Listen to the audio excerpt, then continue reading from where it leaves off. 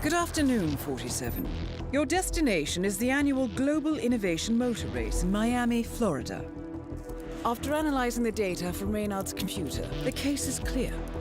The Providence defectors are Robert and Sierra Knox, head of robotics developer Kronstadt Industries.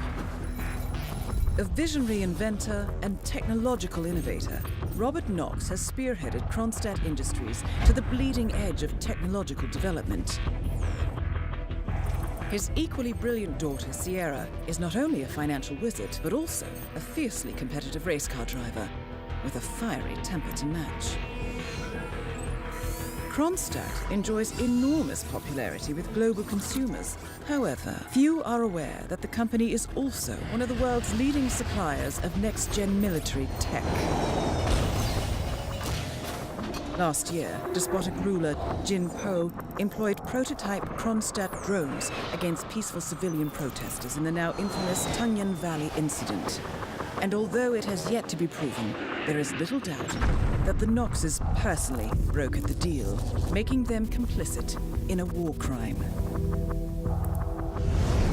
It is unclear why the Knoxes would betray their masters, but likely the fear of being next on the Shadow Clients hit list has pressured them to cut a deal with the enemy.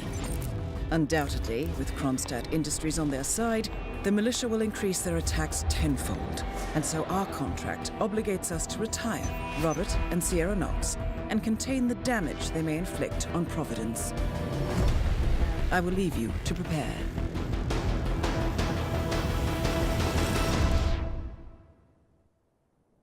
Good morning, 47.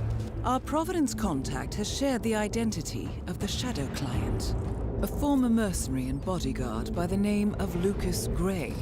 His past is a black void, but our analysts are digging deep. Meanwhile, we've had a breakthrough of our own. Comparing the militia's attack patterns with global shipping and transportation routes, we've figured out how Mr. Gray and his paramilitaries move around the world undetected. They're using the distribution network of the Delgado cartel, Colombia's biggest drug manufacturer. Clearly, Gray must have struck a deal with the Delgados. Consequently, if we can cripple the cartel, we can severely limit the militia's strike range. But to do so, we need to slay a three-headed serpent. Sociopathic cartel head Rico Delgado and his two closest lieutenants, PR guru Andrea Martinez and savant chemist Jorge Franco.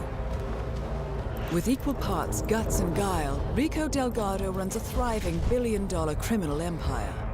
The word is, the brutal and volatile cartel head is hell-bent on becoming the #1 drug lord in the world. To achieve this, Martinez, a childhood friend of Delgado's, has been buttering up state leaders and decision-makers, paving the way for an expansion of the Delgado logistics network, while the brilliant but aloof and antisocial Franco has been hard at work developing a new type of super cocaine. So, three of Colombia's most infamous crime lords inhabiting a decidedly hostile environment. I will leave you to prepare. Good evening, 47. The militia has released a hostage tape, outing the existence of Providence to the world. This was a fatal mistake, and our analysts are tracing its origin as we speak. In the meantime, we have a lead on Lucas Gray's top lieutenant. Turns out the Delgado cartel's counterfeiting unit was creating fake IDs for the militia, and one operative in particular stands out, Wazir Kale, an infamous South China Sea pirate better known by his nom de guerre, the Maelstrom. The Maelstrom and his cutthroat band of outlaws were the scourge of the shipping industry in the post-recession years. But his reign of terror came to an end with the disastrous 2014 hijacking of the supertanker Francis King. Chinese elite forces stormed the ship, resulting in the deaths of a dozen sailors and most of the Maelstrom's crew. But Kale slipped away unseen.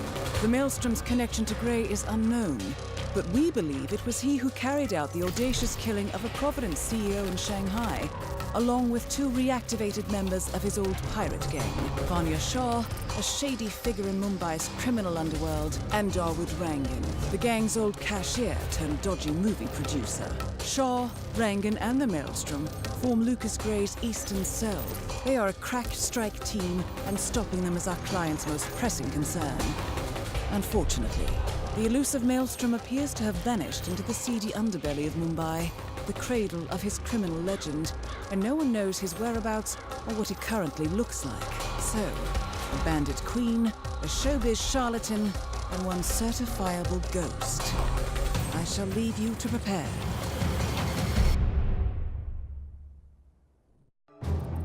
Gentlemen, let's go over the plan. The first constant is none other than Janus, the legendary Cold War spy master.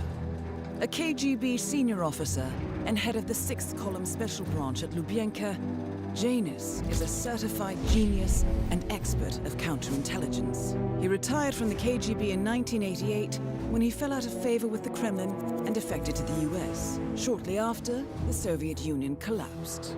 Now, it is unclear when Janus stepped down as the constant, but since 2004, he has been a resident of a quiet community in suburban Vermont. Mr. Gray. Right. So here's the catch. As an elite KGB agent, Janus was trained to withstand interrogation and torture.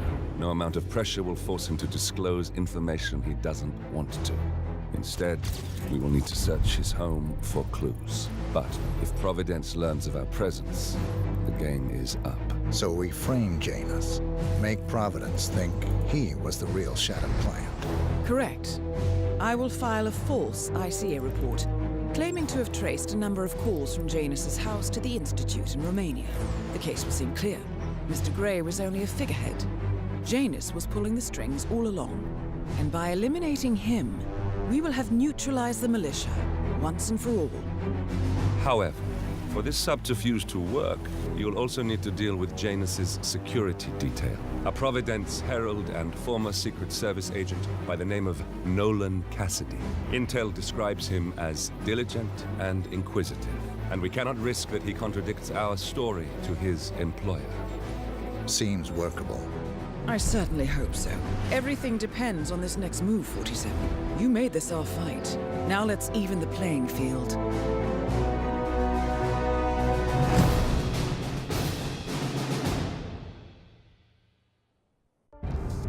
Attention, gentlemen. Our source on the island just made a critical discovery. The Constant has a poison chip embedded in his neck. A failsafe, in case he's compromised. Damn it. We should have expected something like this. So, we subdue the Constant before he has time to react. Not that simple. The device is remote-triggered, and during his stay on the island, 2 kill switches have been entrusted to twin sisters Zoe and Sophia Washington, 2 young, ambitious Providence operatives and newly appointed chairwomen of the Ark Society. Apparently, even the Constant is unaware of this arrangement. Right, change of plans. We divide and conquer. 47 takes out the Washingtons, while I figure out a way to get the Constant off the island. It'll be tight, but once we're back at the ship, we should be able to surgically remove the chip before the partners have time to react. 47? Tell me about the targets. I know them from the archive. Zoe and Sophia's father is president of a powerful conservative think tank, one of Providence's prime assets. The apples don't fall far from the tree. No saints either. According to ICA files, the twins are pampered socialites who get their kicks from treasure hunting. Commanding a band of trigger-happy mercenaries, Zoe and Sophia prowl the world in search for ancient relics. With little regard for local culture or even human life, they stop at nothing to claim their prize. Well, collateral damage they may be, but safe to say, they have it coming.